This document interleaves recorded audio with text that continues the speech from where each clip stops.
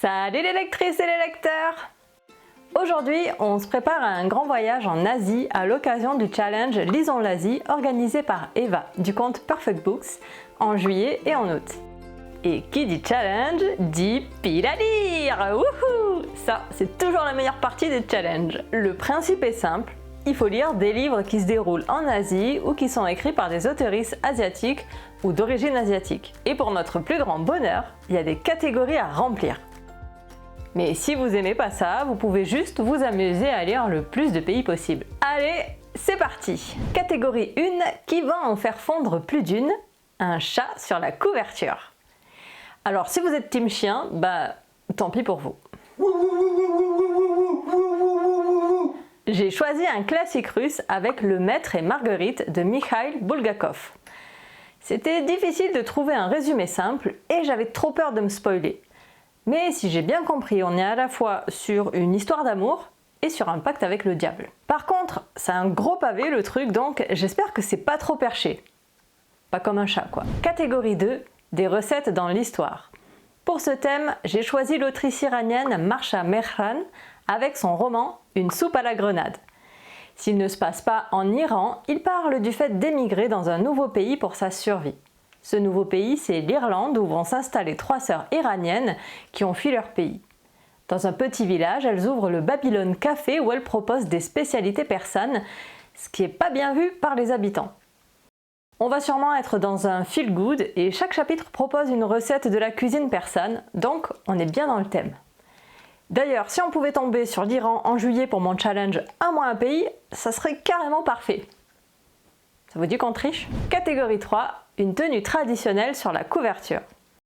J'ai choisi un manga que j'adore avec le tome 14 des Carnets de l'apothicaire de Natsu Hyuga, Itsuki Nanao et Neko Kurage.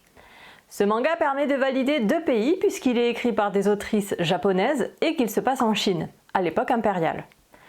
On suit Mao Mao, une jeune apothicaire qui est forcée de travailler au palais impérial. Ses compétences d'apothicaire et d'enquêtrice l'amènent à élucider des morts suspectes et d'étranges mystères. C'est plein d'humour, moi j'adore. Catégorie 4, un personnage LGBTQIA+. J'ai opté pour un manga en 5 volumes avec Je crois que mon fils est gay, d'Okura. Le titre est assez évocateur puisque, en effet, on va suivre une famille dans laquelle la maman est persuadée que son fils est gay. Et elle attend qu'il fasse son coming out. À mon avis, on va être dans un manga léger et drôle. À voir. Catégorie 5, une histoire inspirée de faits réels. On retourne en Chine avec Le cercle de Lady Tan de Lisa Si. Cette autrice asiatique américaine nous propose ici une biographie d'une femme médecin au XVe siècle. Lorsqu'elle subit un mariage arrangé, elle doit renoncer à ses ambitions et je pense que ça va être un récit difficile. Mais au moins tu seras bien assis comme l'autrice, Lisa Si. C'est pas très français, on dirait Lisa Sis dans ce cas. T'as pas tort. Catégorie 6, un polar ou un thriller. Cette fois, on part en Mongolie avec Yeruldegger de Yann Manouk. L'auteur est français, mais sa trilogie policière se déroule entièrement en Mongolie. On y suit le commissaire Yeruldegger, qui travaille à Ulan-Bator, la capitale. Pour l'enquête du tome 1, il est amené à se rendre dans les steppes, où la découverte du corps d'une fillette va le ramener à son propre drame, l'assassinat de sa fille quelques années plus tôt. J'ai jamais lu cet auteur, donc hâte de découvrir ce qu'il propose. Catégorie 7, un auteur ou une autrice libanaise. J'ai opté pour l'autrice Zeina Abirached avec un de ses romans graphiques. J'irai soit vers Je me souviens Beyrouth, soit vers Le piano oriental. Les deux parlent de Beyrouth et de l'histoire personnelle de l'autrice et de sa famille, mais de manière différente, donc je ferai au feeling. Catégorie 8, la Palestine. Pour ce thème, j'ai choisi de lire une autrice palestinienne-américaine avec Etaf Roum et son roman Le silence d'Isra. L'histoire commence en Palestine avec une jeune fille qui va être mariée de force et qui doit quitter la Palestine pour rejoindre son mari aux États-Unis. On va ensuite suivre le destin d'une de ses filles, elle aussi confrontée à un mariage arrangé alors qu'elle souhaite entrer à l'université. J'imagine que ça sera une histoire de femme forte confrontée au patriarcat. Ouais, vivement le jour où ce genre de récit, ça sera plus que de la fiction. Même si bon, c'est peut-être pas pour tout de suite. Catégorie 9, lire de la SFFF. J'ai porté mon choix sur La fille de la déesse de la lune, écrit par Su Lin Tan, une autrice malaisienne. Dans ce tome 1, on va découvrir l'histoire de Xing Yin, une jeune fille qui a grandi sur la lune, puisqu'elle est la fille de la déesse de la lune. Le titre ne trompe pas sur la marchandise. Le jour où sa magie se révèle, la jeune Xing Yin se voit forcée de fuir pour échapper au redoutable empereur céleste. Et à partir de là, il va se passer plein de trucs, j'imagine. Je pense qu'on va être dans de la fantasy avec pas mal d'action et sûrement une romance. Hâte de découvrir cet univers en espérant qu'il ne sera pas trop compliqué. Catégorie 10, la guerre du Vietnam. Pour ce thème, je vais lire Pour que chantent les montagnes de Ke Mai Nguyen Phan. Et je vais faire cette lecture avec ma copine Safaya, donc je suis trop contente. D'ailleurs, si vous souhaitez faire des lectures communes, n'hésitez pas à me le dire en commentaire. Dans Pour que chantent les montagnes, on est avec une petite fille et sa grand-mère qui découvrent les décombres de Hanoï après un bombardement américain. Je pense qu'on va voir ici l'impact de la guerre sur les familles vietnamiennes, mais aussi l'après, avec le retour des vétérans. Catégorie 11, une critique de la société. J'ai porté mon choix sur un roman coréen avec Princesse Barry de Sok Yong Hwang. L'auteur sud-coréen nous propose l'histoire d'une jeune femme qui fuit la Corée du Nord en 1990. On va suivre son périple clandestin vers la Chine, puis l'Angleterre. Et ensuite, on va découvrir son don de voyance hérité de sa grand-mère, qui va l'accompagner dans les épreuves de sa vie. À voir si ça correspond bien au thème. Attends, c'était quoi le thème déjà? Critique de la société. En quoi c'est une critique de la société? Elle a dû partir de la Corée du Nord. C'est qu'elle l'aimait pas. Ok. Catégorie 12, un livre adapté à l'écran. Je me suis pas embêtée et j'ai pris un manga adapté en animé. Je vais lire le tome 1 de The Promised Neverland de Kayu Shirai et Posuka Demizu. Dans ce manga, on suit des orphelins qui vont découvrir un horrible secret sur l'orphelinat qui les héberge et qui va les pousser à fuir. J'ai pas envie d'en savoir plus, donc je m'arrête là. Catégorie 13, un titre avec un nom de pays ou de ville. Je vais lire Les Cerfs-volants de Kaboul de Khaled Hosseini, qui est un auteur afghan. Ça commence dans la capitale afghane dans les années 70. On suit l'enfance d'Amir, qui est ami avec un des serviteurs de sa famille. Puis on avance en 2003 aux États-Unis où s'est réfugié Amir. Un appel de son vieil ami depuis le Pakistan va le faire replonger dans son passé. C'est hyper intriguant, j'ai vraiment hâte de le lire. Catégorie 14, un coup de cœur d'Eva, l'organisatrice du challenge.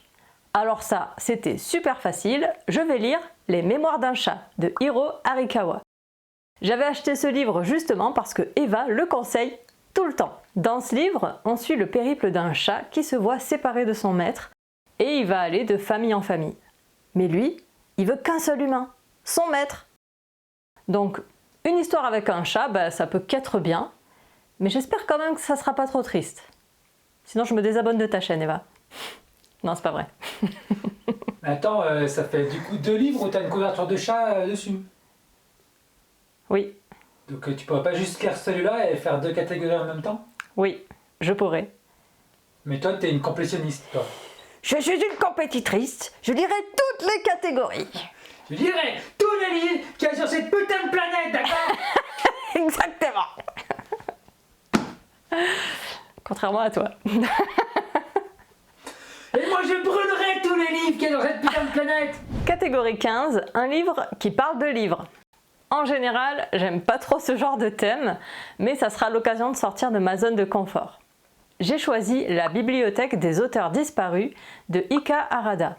Ce roman japonais prend place dans une bibliothèque qui n'ouvre que la nuit et qui ne référence que des auteurs décédés. On a l'air d'être dans du feel-good japonais assez classique et ça fait toujours plaisir de lire ce genre de petites lectures. Moi aussi, ça me fait plaisir. Mon cœur. Catégorie 16, le racisme. Pour ce thème, j'ai sélectionné Nudem Durak sur la terre du Kurdistan de Joseph Andras. Cette enquête littéraire parle de la chanteuse Nudem Durak qui a été condamnée à 19 ans de prison par la justice turque pour avoir défendu la culture du peuple kurde dans ses chansons. Accusée de faire partie d'un groupe terroriste, elle est encore à ce jour en prison, et ce jusqu'en 2034. J'ai honte de l'avouer, mais je connais pas l'histoire de cette chanteuse kurde, et j'espère que la lecture de ce livre rattrapera ma bévue. Catégorie 17, des fleurs sur la couverture. je pense lire Ce royaume tissé de Tahereh Mafi, une autrice iranienne. On est dans de la fantaisie qui a l'air assez classique avec une quête, de la bagarre et de la romance. Mais le fond semble original puisqu'il se passe dans un univers peuplé de djinns. Non, pas ce djinn-là, plutôt celui-là. J'ai pas compris la blague, mais toi tu vas mettre des trucs sur l'image, c'est ça? Oui, c'est ça, faudra que tu regardes la vidéo pour comprendre la blague. Eh mais je vois, t'as un autre livre, il y a des fleurs dessus aussi. Complétionniste. Mais toi tu spoil tout. Et des fleurs dessus. Même il s'appelle Kidney. Catégorie 18, un tome de saga. Là, c'est facile parce qu'il faut que j'avance dans la saga de Toshikazu Kawaguchi. Il s'agit du Café du temps retrouvé, et c'est le tome 2 qui fait suite à Tant que le café est encore chaud. Cette série prend place dans un café un peu spécial où on peut retourner dans le passé, le temps de prendre un café. Dans ce nouveau tome, je pense qu'on va partir dans le passé avec de nouveaux personnages, et ça sera encore bien feel good, idéal pour varier des livres au thème plus difficile de ma sélection. Attends, il fait une obsession sur le café, cet auteur, c'est ça, hein? Le café. Le café. Café. Comme le flan au café qu'on a dans le frigo, sur lequel toi aussi tu fais une obsession. Je le vois dans tes yeux. C'est mon flan. Catégorie 19, lire un graphique. J'ai encore choisi un manga dans lequel j'aimerais bien avancer. Il s'agit de Lovely Complex de Aya Nakahara. J'en suis au tome 7 sur 17 de cette série toute mignonne qui se passe au lycée. On y suit Risa et Atsuhi, une ado très grande pour son âge et un garçon très petit pour son âge. On a une petite romance qui se met tranquillement en place entre ces deux-là. Ce manga est plein d'humour et de scènes cocasses et je passe toujours un excellent moment avec ces deux loustiques. Catégorie 20, 2 personnes sur la couverture. Pour ça, j'ai choisi Perles de Chine de Han Chi-min. Il y a des fleurs aussi. Regardez, il y a des fleurs là, elles sont là. On est en Chine, au 19e siècle, et on va découvrir une histoire d'amitié entre une jeune chinoise issue d'une famille pauvre et une jeune américaine. Leur amitié traversera le temps et les frontières, et c'est visiblement une histoire assez émouvante, donc je vais préparer les mouchoirs. Excuse-moi, je crois que tu as implicitement dit que l'américaine elle était riche par rapport à la chinoise. Mais on est au 19e siècle, hein. Je suis pas sûr que les pauvres américains ils sont en pleine forme. Hein. Non, j'ai pas dit qu'elle était riche, l'américaine. Tu l'as dit implicitement. Son père, à l'américaine, c'est un prédicateur. Donc je suis pas sûre qu'elle soit tant riche que ça. Hein. C'est quoi un prédicateur? C'est quelqu'un qui fait de la prédication. Merci beaucoup. Je ressors instruit des études. Il fait de la prédication du futur. Non, c'est pas la même chose. Mais ça va pas être du fantastique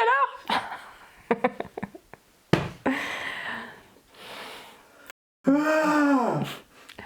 Voilà, on est enfin arrivé au bout de cette pile à lire. Dites-moi en commentaire si vous faites aussi ce challenge et n'hésitez pas à partager vos pales en commentaire. D'ailleurs, dans ma vidéo Un mois un pays sur la Corée du Sud, je vous présente 3 livres qui rentrent parfaitement dans le challenge d'Eva, donc allez-y donc voir. D'ailleurs, merci à Eva d'animer ce challenge depuis tant d'années. Et maintenant, il n'y a plus qu'à lire.